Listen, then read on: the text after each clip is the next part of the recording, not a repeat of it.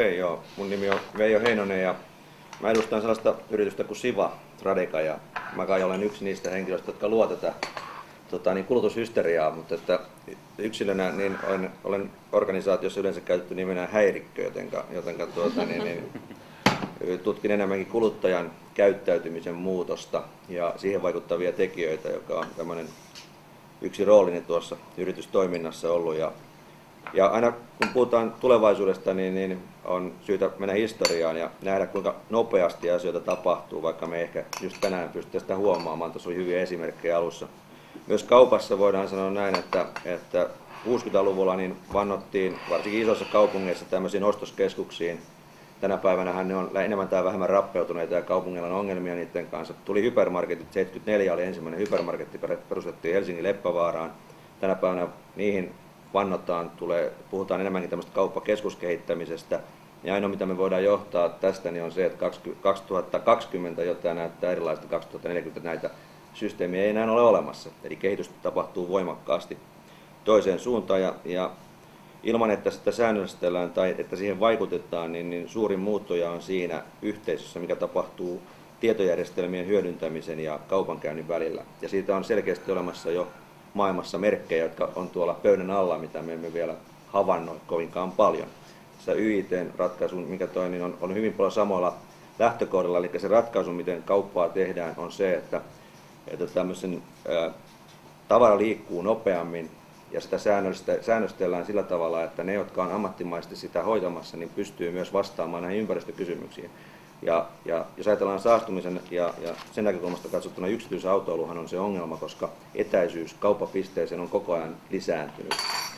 Ja ratkaisu on siis se, että meillä on tämmöisessä solussa, niin sanotussa kaupunkisolussa, jossa asuu noin ehkä 10 000–20 000 ihmistä, niin olemassa tämmöinen hybridi, johon voidaan tuoda mitä tahansa tuotteita ja palveluja.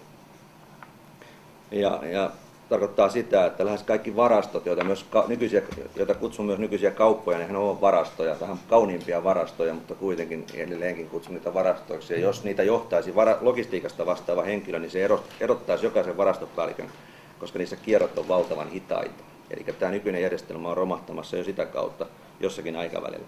Tämä hybridi tarkoittaa sitä, että sinne pääosin tuotetaan hyvinkin nopeasti ja tehokkaasti niitä tuotteita, mitä ihmiset sitten sinne tilaavat.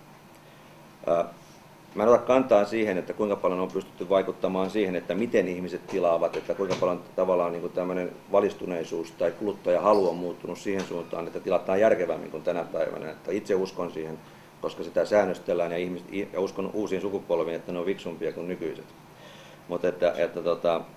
Ja toisaalta meillä on olemassa selkeitä esimerkkejä siitä, että meidän on pakko tehdä joitakin asioita. Oleellista on se, että kun puhutaan kuluttajanautinnosta ja puhutaan Maslowin teoriasta, niin tänä päivänä nautinto on kaksiosainen. Eli se tarkoittaa sitä, että ihminen kaupassa tekee ensimmäisen nautinnon, kun se tekee valinnan, se kokee siinä mielihyvää, ja toisen se kokee siinä vaiheessa, kun se menee kotiin ja kuluttaa tuotetta. Niin tämä on jakautunut 3-vaiheiseksi nautinnoksi, eli ensimmäinen tämä tietotekniikan kehittyminen, jos me katsotaan käyttöliittymä, oli se tietokone, kännykkä tai mikä tahansa, niin me nauretaan niille, mitä me nähtiin 10 vuotta sitten. Ja me tullaan nauramaan 10 vuoden kuluttua siitä, mitä me nähdään tänä päivänä. Ensimmäisiä tämmöisiä esimerkkejä on tämä My Life, eli pystytään perustamaan toinen elämä tuonne tietoverkkoon ja elämään. Siis tietotekniikka kehittyy valtavasti sillä suunnalla, eli tietoverkosta tulee paljon mielenkiintoisempi paikka tehdä valintoja. Siinä on paljon enemmän virikkeitä ihmisellä, eli nautinto saadaan sieltä. Toinen nautinto on se, kun me saadaan jotain laatikkoa kotiin, joka on jollakin tavalla pakattu, eli tulee joulu joka päivä. Ja kolmas asia on sitten se, että kulutetaan jollakin tavalla.